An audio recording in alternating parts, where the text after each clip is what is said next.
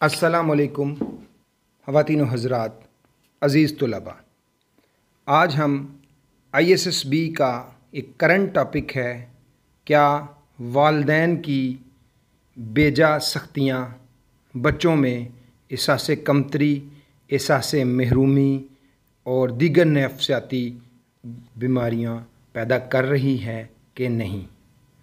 सबसे पहले हम इसका पस मंज़र बयान करने की कोशिश करेंगे कि वो कौन से मारूज़ी हालात होते हैं जिनमें वालिदैन बच्चों से जो अल्लाह ताला ने इंसान के दिल में जो चीज़ डाली उससे हट कर सोचते हैं। हमें फितरी तौर पर अपने बच्चों से बहुत मोहब्बत होती है, ये बुरी बात भी नहीं, ये तो अल्लाह ने हमारे दिल में डाल दी है। मगर क्या ये वही मोहब्बत है जो अल्लाह पाक ने हमारे दिल में डाली है, या हमने इस मोहब्बत पर अपना कब्ज़ा जमा लिया है? बच्चे हमारे नहीं, बच्चे अल्लाह ताला के हैं, उसने पैदा किए हैं। हमें तो कुछ वक्त के लिए उनकी ज़िम्मेदारी बतौर अमानत सौंपी गई है। ये तो सरासर अमानत है। क्या हम वाकई इसे एक अमानत समझते हैं?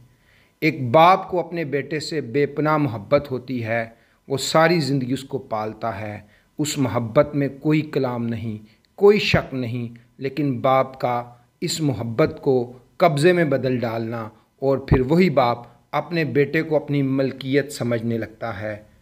इसी तरह जिस तरह हमें अपनी औलाद प्यारी है, क्या नाफरमान औलाद भी किसी को प्यारी नहीं होती? नाफरमानी तो दूर की बात, इंसान अपनी औलाद का मामूली इख्तलाफ भी बर्दाश्त करना कभी कभार अपनी तौहीन समझता है।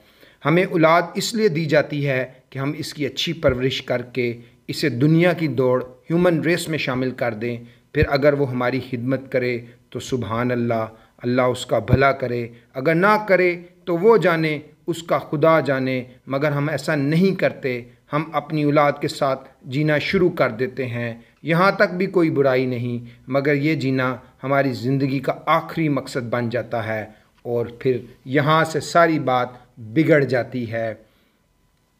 हम अपनी वाबस्तगी या कब्ज़ा किसी सूरत भी नहीं छोड़ना चाहते।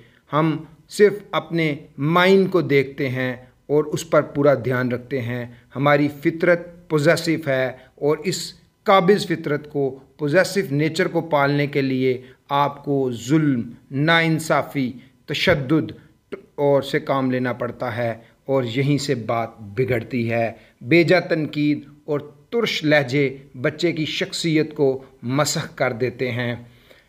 बच्चे वालिदैन के लिए कुदरत का एक हसीन तोहफ़ा है। वालिदैन की पूरी ज़िंदगी इन्हीं के गिर्द घूमती है। बच्चे वालिदैन के लिए मताए हयात हैं। वालिदैन और औलाद के बाहमी ताल्लुकात को मसाली होना चाहिए, लेकिन अफसोस के साथ ये कहना पड़ता है कि रवैयों की तलही और मनफीपन वालिदैन और औलाद के दरमियान फ़ासले पैदा कर देता है। वालिदैन की बेजा सख्ती, बच्चों की खुद मुख्तारी का सलब करना, बच्चों के साथ हिकत अमेज़ रवैया अपनाना, बेजा तनकीद और तुर्श लहजे बच्चे की शख्सियत को मसख कर देते हैं। ये रवैये बच्चे को ज़हनी दबाव में मुब्तला करके उनकी शख्सियत पर मनफी असरात मुरतब करते हैं।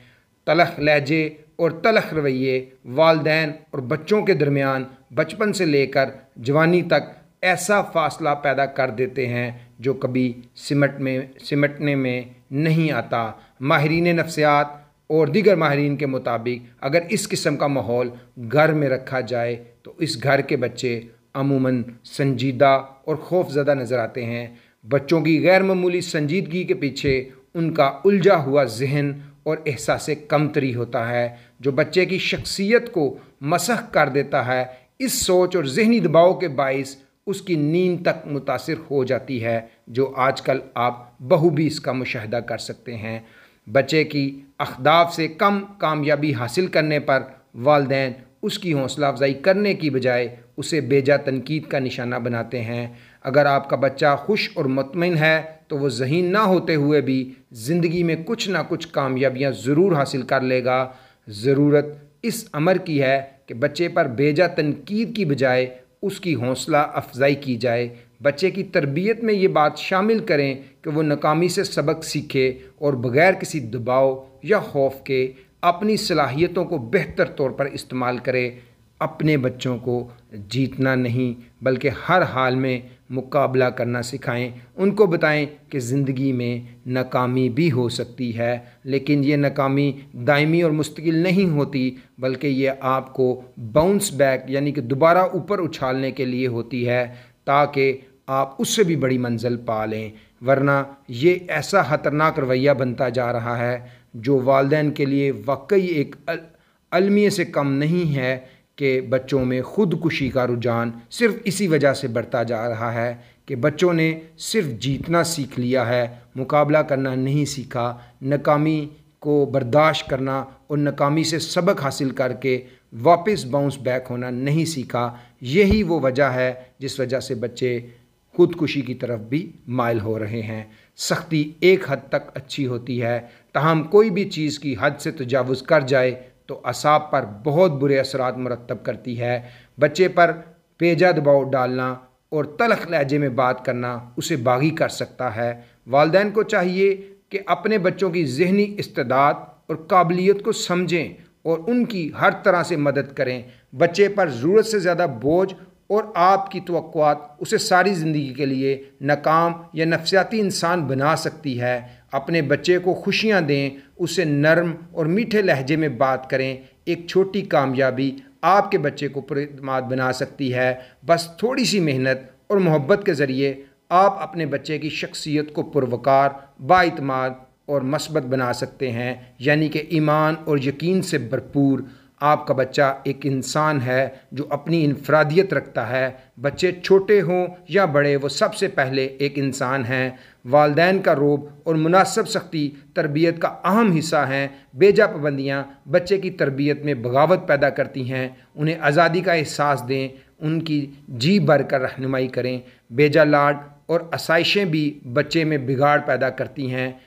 ان کو بھی ضرورت سے زیادہ لاڈ پیار نہیں ہونا چاہیے۔ بیجا سختی، اس میں احساس کمتری اور عدم تحفظ پیدا ہوتا ہے اور بچہ اپنی ہی ذات کے ہول میں سمٹ کر رہ جاتا ہے۔ معمولی سے معمولی باتوں پر گھبراہٹ کا شکار ہو جاتا ہے۔ والدین کا سخت رویہ بچوں کے مزاج میں جارحانہ پن، ڈھٹائی، ضد اور غصہ پیدا کرتا ہے۔ تمام بچوں کو یکساں محبت اور فطری توجہ دیں۔ کسی بچے کی کسی خوبی کی بنا پر دوسروں بچوں پر ترجیح نہ دیں، ورنہ دوسرا بچہ احساس کمتری کا شکار ہو جائے گا۔ اس طرح بہن بھائیوں کے آپس کے بھی تعلقات متاثر ہوتے ہیں۔